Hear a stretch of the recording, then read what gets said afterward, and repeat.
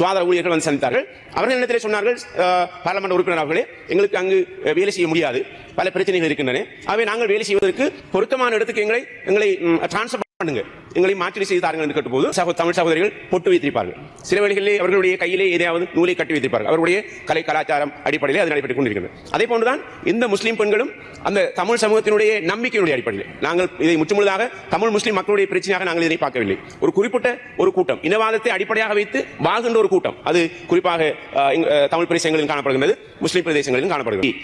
அடிப்படையாக கொண்டு பேசப்பட்ட ஒரு விடயமாக நாங்கள் பார்க்கின்றோம். உண்மையிலேயே கல்முனை வாழ் மக்கள், பெரும்பான்மையாக வாழ்கின்ற முஸ்லீம்கள், அதுபோன்று 30% அதிகமாக வாழ்கின்ற தமிழ் மக்கள் ஆண்டாண்டு காலமாக மிகவும் அந்யோன்யமாக வாழ்கின்ற சமூகங்களாக நாங்கள் சிறு பிராயத்திலிருந்து பார்த்திருக்கின்றோம். குறிப்பாக தமிழ் சகோதரர்களுடைய நிகழ்வுகளுக்கு முஸ்லீம்கள் செல்வதும், முஸ்லீம்களுடைய நிகழ்வுகளுக்கு தமிழ் சகோதரர்கள் வருவதும், அது மாத்திரமல்ல அவர்களுடைய இன்ப துன்பங்களிலே பங்கு கொள்கின்ற சமூகங்களாக கடந்த காலத்திலே காணப்பட்டதை நாங்கள் பார்த்திருக்கின்றோம். அந்த அடிப்படையிலே அண்மையில் எங்களுடைய கல்முனை ஆதார வைத்தியசாலை, அதுபோன்று அஷ்ரப் ஞாபகார்த்த வைத்தியசாலை, 2 வைத்தியசாலைகள் மிக பெரும் வைத்தியசாலைகளாக காணப்படுகின்றன. இந்த 2 வைத்தியசாலைகளிலும் தலா ஒரு நாளைக்கு 1500க்கு மேற்பட்ட வெளிநோயாளிகள் வந்து சிகிச்சை பெறுகின்ற நிலையங்களாக அந்த 2 வைத்தியசாலைகளும் காணப்படுகின்றன. குறிப்பாக கல்முனை ஆதார வைத்தியசாலையில் பல வெற்றிடங்கள் இருப்பதாகவும், அங்கு வளமையான நடவடிக்கைகளை கொண்டு செல்வதிலே பல பிரச்சனைகள் இருப்பதாகவும் என்னால் அறியக்கூடியதாக இருந்தது. அதன் காரணமாக இம்முறை அரசாங்கத்தினால் வழங்கப்பட்ட நியமனங்களிலே சுமார் 32க்கு மேற்பட்ட நியமனங்கள், அதிலே குறிப்பாக 9 சுகாதார உதவியாளர்கள் முஸ்லீம் பெண்கள் நியமிக்கப்பட்டார்கள். அதுபோன்று ஏனைய துறைகளுக்கும் நியமனங்கள் வழங்கப்பட்டன. அது மாத்திரமல்ல, கல்முனை ஆதார வைத்தியசாலையை எடுத்துக்கொண்டால் அங்கு அநேகமான வைத்தியர்கள், சுமார் 45க்கு மேற்பட்ட வைத்தியர்கள் முஸ்லிம் வைத்தியர்களாக இருக்கிறார்கள். 15க்கு மேற்பட்டவர்கள் தாதிகளாக இருக்கிறார்கள். அதுபோன்று இன்னும் சில முஸ்லீம்கள் அங்கு வேலை செய்து கொண்டிருக்கிறார்கள். அவர்களுக்கிடையே கடந்த காலங்களிலே நல்ல அந்யோன்யம் நிலவியதை நாங்கள் பார்க்கக்கூடியதாக இருந்தது. அந்த சந்தர்ப்பத்தில் தான் இந்த 9 சுகாதார உதவியாளர்கள் அவர்கள் ஹிஜாப், அவர்களுடைய கலை கலாச்சாரத்தை பிரதிபலிக்கின்ற விதத்திலே, எங்களுடைய முஸ்லீம் சகோதரிகள் வீடுகளிலே இருக்கின்ற போது கூட இந்த ஹிஜாப் ஆடையை அணிந்திருக்கின்ற சகோதரிகள் நிறைய பேர் இருக்கிறார்கள். ஆகவே எங்களுக்கு தெரியும், இந்த சுகாதாரத்துறை அதுபோன்று பாதுகாப்பு துறைகளிலே எங்களுடைய முஸ்லீம் பெண்கள் இணைத்துக் கொள்வது அல்லது இணைந்து கொள்வதற்கு விருப்பமற்றவர்களாக காணப்படுகிறார்கள். காரணம், அத்துறையிலே அவர்கள் இணைந்து கொண்டால் அந்த அதாவது குறித்த உடைகளை அணிய வேண்டும் என்ற ஒரு நிர்பந்தம் இருக்கிறது. அதன் காரணமாக அப்படியான தொழில் வாய்ப்புகளிலே அவர்கள் கரிசனை காட்டுவதும் குறைவாக இருந்தது. இருந்தாலும் இவ்வாறிடம் பல எங்களுடைய முஸ்லீம் சகோதரிகள் இந்த சுகாதாரத்துறையிலே இணைந்து கொண்டார்கள். இவர்களுக்கு ஆகஸ்ட் மாதம் 1ஆம் தேதி நியமனம் சுகாதார அமைச்சிலே வழங்கப்பட்டது. தொடர்ந்து 3 நாட்கள் பயிற்சி பெற்றதன் பிரகாரம் 6ஆம் தேதி ஆகஸ்ட் மாதம் இந்த வைத்தியசாலைக்கு சென்று கடமை பொறுப்பினை ஏற்றுக்கொண்டார்கள். தொடர்ச்சியாக 7ஆம் தேதி 8ஆம் தேதி அங்கு எந்த விதமான பிரச்சனையும் இல்லை.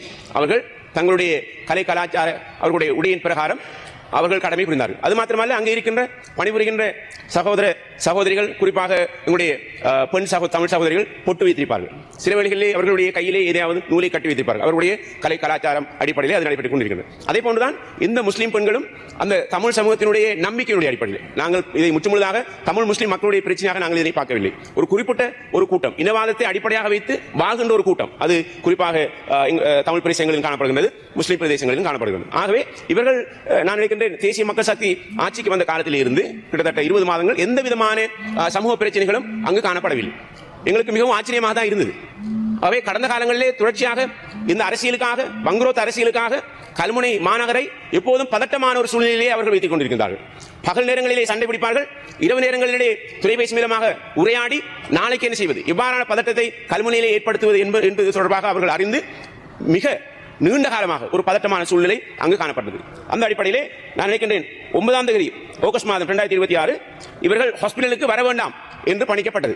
ஏனென்று சொன்னால், அந்த பிரதேசத்தினுடைய ஒரு பாராளுமன்ற உறுப்பினர் வகையிலே அந்த பிரதேசம் பற்றியும் இந்த 2 வைத்தியசாலைகளை பற்றியும் நன்கு அறிந்தவன் என்ற வகையிலே, ஆகவே 9ஆம் தேதி அவர்களை நீங்கள் இங்கு வந்து உங்களுடைய கலாச்சார அடிப்படையிலே உங்களுடைய மார்க்க அடிப்படையில் நீங்கள் அணிந்த ஹிஜாப் உடையை நீல காட்சட்டையை அணிந்து வரக்கூடாது. அணிந்து வந்தால் நாங்கள் உங்களை அங்கு சைன் பண்ண விடமாட்டோம், கடமை புரிய விடமாட்டோம் என்று கூறப்பட்டது. அப்போது அந்த தகவல் எனக்கு வந்ததுக்காமே அந்த வைத்தியசாலையினுடைய வைத்திய அத்தியட்சகர் டாக்டர் சுகுணன் அவர்களை தொடர்பு கொண்டு இது சம்பந்தமாக பேசிய போது அவர் சொன்னார், ஆம், நிறைய பிரச்சனைகள் இருக்கின்றன, அந்த பிரச்சனைகளை நாங்கள் தீர்க்க வேண்டும் என்று பேசினார். நான் சொன்னேன், அந்த பிரச்சனைகளை நாங்கள் எதிரே வருகின்ற காலங்களிலே தீர்த்துக் கொள்வோம்.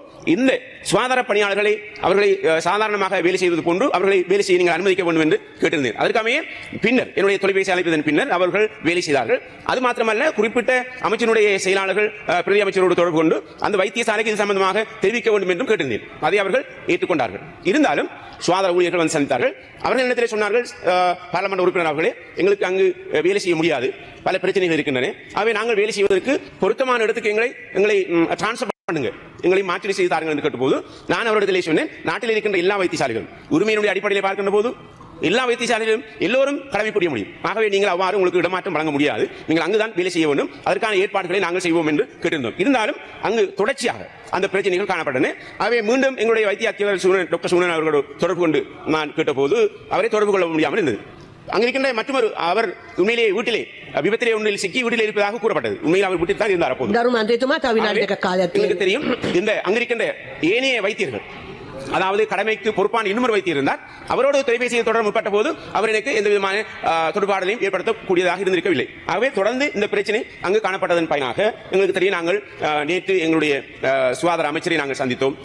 இந்த ஆட்சியில் இருக்கின்ற எங்களுடைய பாராளுமன்ற உறுப்பினர்கள் அவரை சந்தித்த போது இந்த விடயங்கள் சம்பந்தமாக பேசியிருந்தோம். ஆகவே இவர்களுக்கு ஒரு தற்காலிகமாக அவர்களை அண்மையில் இருக்கின்ற அஷ்ரப் ஞாபகார்த்த வைத்தியசாலைக்கு இடமாற்றம் வழங்குவதாக அவர்கள் கூறினார்கள். உண்மையிலேயே இந்த இடமாற்றம் என்பது நாங்கள் எதிர்பார்த்திருக்கின்ற ஒரு தீர்வு அல்ல என்பதை நாங்கள் உணர்கின்றோம். ஆகவே இது தொடர்பாக நாங்கள் தொடர்ந்து பேசினோம். ஆகவே இந்த நாட்டில் இருக்கின்ற சட்டத்திட்டங்கள் நீதித்துறையினுடைய அடிப்படையில் பார்க்கின்ற போது இவ்வாறு இதனுடைய தீர்வு வந்து இவர்களை மாற்றுவதுதான் என்பதல்ல என்று எங்களுடைய அமைச்சருடைய பேசிய போது சொன்னார். நிச்சயமாக இது ஒரு தற்காலிகமான ஒரு தீர்வு மாத்திரமே, எதிர்காலத்திலே நாங்கள் சம்பந்தமாக பேச வேண்டியிருக்கிறது. ஆகவே உங்களுக்கு தெரியும், இந்த சுகாதாரத்துறையினுடைய உடை சம்பந்தமாக நாங்கள் அண்மை காலங்களிலே எங்களுடைய பாராளுமன்ற உறுப்பினர்கள் மத்தியிலே நடந்த கலந்துரையாடலில் நாங்கள் பேசியிருந்தோம். குறிப்பாக இந்த நாட்டில் இருக்கின்ற முஸ்லிம் மக்கள் கடந்த கால ஆட்சியினுடைய காலத்திலே பல பிரச்சனைகளை எதிர்கொண்டவர்களாக அவர்கள் காணப்படுகிறார்கள். குறிப்பாக மகரா பள்ளிவாசலுடைய பிரச்சனை, அது மாத்திரமல்ல, குறிப்பாக வடகிழக்கில் இருக்கின்ற காணி தொடர்பான இடம் சம்பந்தமான பிரச்சனை, நுரைச்சோலை சுனாமி வீட்டு திட்ட பிரச்சனை, அதுபோன்று புத்தகத்தில் இருக்கின்ற நுரைச்சோலை சம்பந்தமான பிரச்சனை, குர்ஆன் பிரச்சனை, என் நோட் போடுவதா ஃபுட் நோட் போடுவதா என்ற பிரச்சனை, இப்படி பல பிரச்சனைகளை நாங்கள் அடையாளம் கண்டு உண்மையிலே இந்த ஆட்சி இருக்கின்ற போது இந்த பிரச்சனைகளுக்கு நாங்கள் தீர்வை காண முடியும் என்ற ஒரு நம்பிக்கை எங்களுக்கு இருக்கிறது. அந்த அடிப்படையிலே நாங்கள் தொடர்ச்சியாக இந்த தொடர்ந்து முயற்சிப்போம். ஆகவே எதிர்காலத்திலே நாங்கள் இந்த இவ்வாறான பிரச்சனைகள் இந்த நாட்டிலே வரக்கூடாது.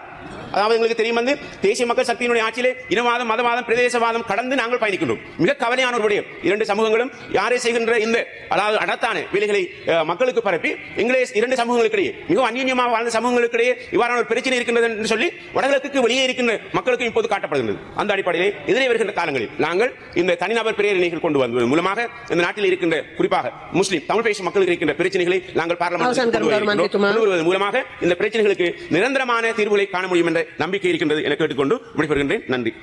உடனுக்குடன் செய்திகளை பெற்றுக்கொள்ள யூடிவியின் யூடியூப் தளத்தை சப்ஸ்கிரைப் செய்து கொள்வதுடன் பெல் ஐகானை அழுத்தவும்.